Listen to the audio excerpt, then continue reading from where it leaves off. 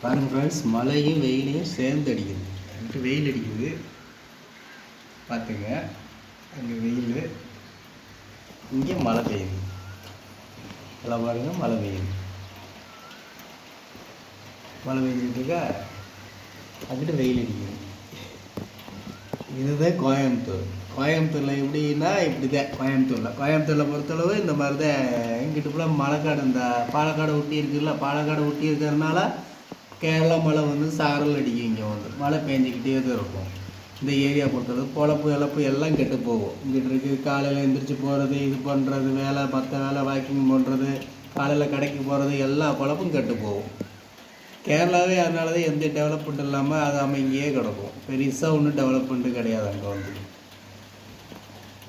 இதனால தான் அங்கே பாதி நாள் மழை பெய்யுது, பாதி நாள் கொஞ்ச நாள் தான் வெயில் அடிக்கும்.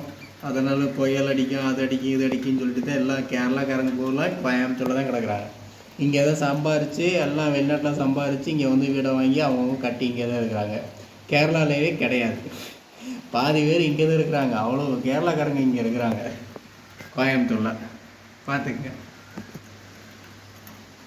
வெயில்,